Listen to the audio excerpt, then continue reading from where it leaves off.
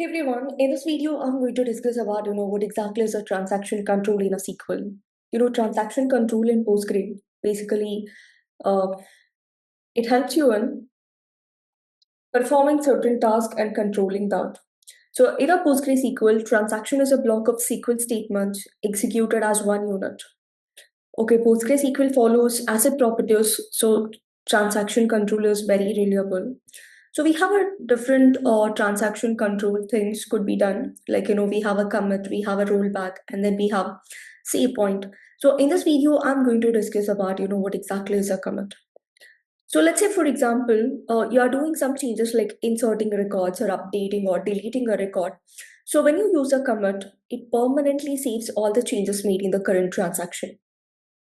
So usually in a PostgreSQL, whatever transaction that you're gonna do, whatever changes you are going to do, everything will get saved permanently.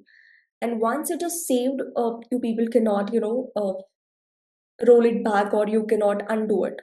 Okay, that's what the commit. By default, even without specifying a commit, also whatever changes you do, it's like a permanent changes. Okay, once the changes is done, you cannot erase that changes. So that is basically the commit.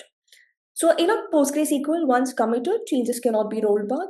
For example, if you want to specifically do it, you can start with a begin transaction, then you can perform certain transaction or an activity, and then just say commit.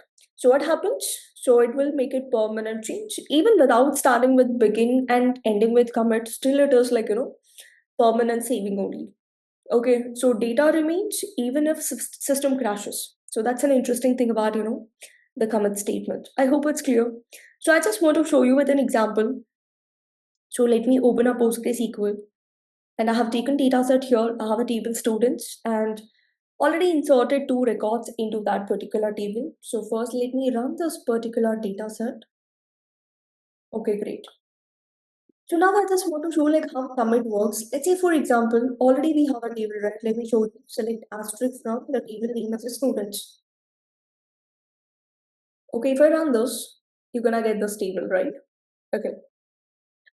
So now already two records are there. Let's say I just want to delete record related to the Rahul.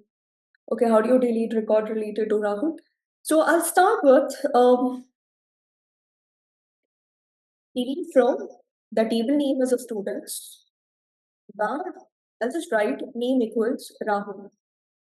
So in a SQL, whatever changes you do, like inserting, deleting, updating, everything is going to be the permanent change. See, I did this, right? Now if I just call a roll back for undoing things, it's not going to work. It says that there is no transaction in a progress. You cannot. You cannot roll it back. Okay, this is one way. Automatically it saves permanently. Second way is, okay, you can also start with a begin statement. Start with begin. So your transaction is active now. And now what I'll do, I'll just try to insert. I deleted record related to our Rahul, right? So let me try to insert the same record.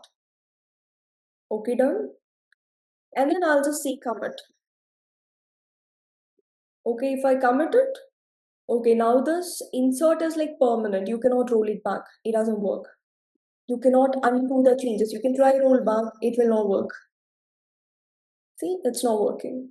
It seems like there is no transaction in progress because it's committed, made it permanent. Okay, so this is all about commit, transaction control language. I hope it's clear. Thank you. Happy learning.